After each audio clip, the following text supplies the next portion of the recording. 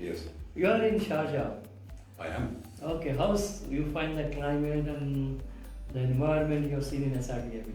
I find the outside temperature at the moment a little too warm, but the beautiful air conditioning in this centre is just right. So it's very nice. So today we are here to discuss about the frontier technology, what we are going to have it here. Yes. So I just want to ask you, okay, in earlier days, how the decisions was taken without the data, Well, a lot of decisions in the public sector would be taken upon the basis of professional judgment, experience, taking people who had been in the business a long time would say, I have seen this sort of thing before and my training tells me that X needs to happen and my experience tells me that X needs to happen, so we're going to do X.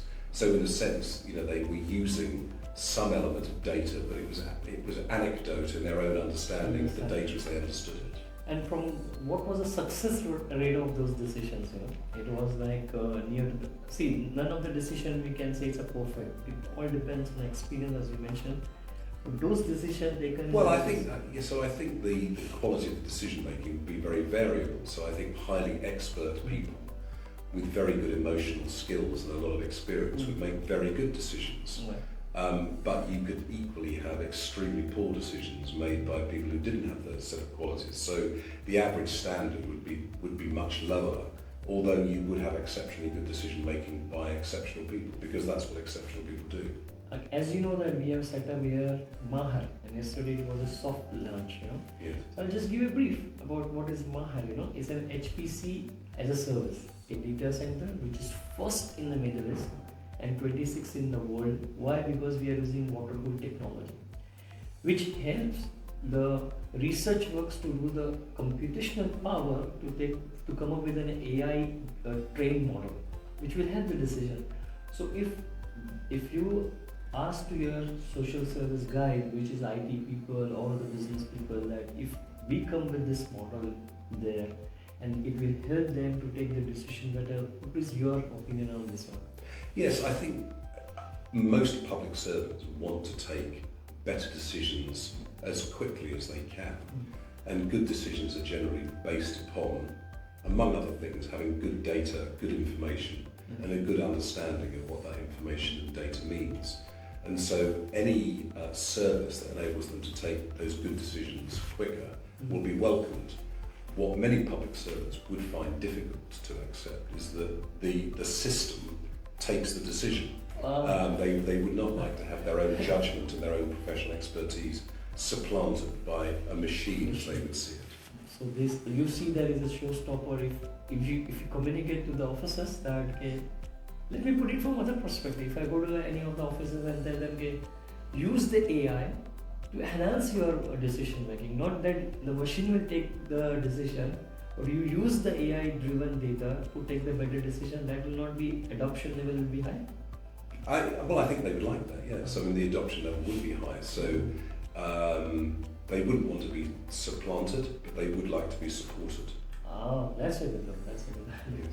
But from the IT people in any organization, see, the change has to happen at different levels, But for having a technological based driven, the IT mindset has to be changed in today's era. So what do you think if you go and ask, instead of contacting the business people, if you go and contact the IT guys, will it open a door for us, or answer will be? Well, IT people love IT, Yes. and they think in ways that are different, generally speaking, from people who are operational. Again, they tend to be fairly suspicious of new IT products because they will have seen many that have come and gone and haven't always delivered what they've promised. But I think it's a matter of demonstrating the efficacy of the product, of the service, and if an IT manager sees that yes, this could enhance the business that I'm supporting through my IT expertise, then there's no reason why adoption shouldn't be quick and welcome. But in current trend, what is happening, for bringing the AI type of technology in the business, and using a domain expertise is to go from not from the IT door, but it is always recommended to go from the business side.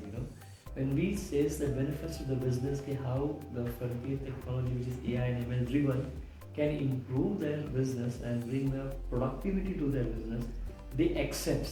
Then IT people has to accept it. That approach, what do you think? Yeah, so IT people are there to support the business, but many people involved in operations and business aren't confident around IT.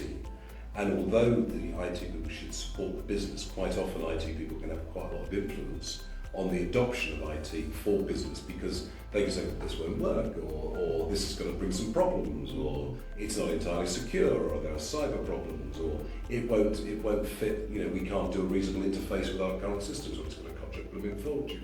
They can come up with a whole host of reasons, and the operational people don't know. So it is a matter of winning the operational people over and helping them to really grasp and understand what the business benefits are from the adoption of information technology systems and services that can enhance their decision making in their business. So from your point of view, adopting a frontier technology, the showstopper is a mindset or a confidence in IT system, it will be again a failure, or it will expose their business? What do you think? It's like basically it's just... Well, it's a combination of those things. So it's a lack of confidence. A lack of confidence. It is having learned and remembered those very high impact stories of huge failures. So what they know is everything we've got at the moment seems to work okay. And I remember that thing. I remember that post office Horizon scandal. Have you heard of that story? No, I'll tell you that story later. So there was the adoption of a big IT system in Britain by the post office to improve the financial accounting activities of people around post offices. And it's a huge scandal in Britain because it failed, and lots of post office employees got prosecuted for offences they hadn't committed because the computer said they'd committed an offence. And it's now been proven that the computer didn't. I mean, the computer told it, but the computer had got glitches in it which hadn't been ironed out. So it's a huge story in Britain at the moment. So and the decision was taken by the machine. The machine said this man is stealing, this woman is stealing, and they got arrested and prosecuted. And some of them went to prison, and some of them committed suicide, and they were all innocent because the machine said they were guilty. So that is a big story. Every IT manager in the country knows that story. Oh, so they become a little frightened. And so they know our system at the moment doesn't prosecute people or make bad decisions because it's well tried and tested. And you're telling me you've got an algorithm that's going to help me make a better decision. It's going to tell me that so so you've got to get over that. Again, story has to be Yes, the narrative has to be more compelling than the story that currently exists. Thank you very much, Chris Miller, for joining us on this podcast, and see you on other podcasts. Yes, thank you very much as well. Yes. Thank you for watching. Don't forget to like, subscribe, and leave the comment. See you soon.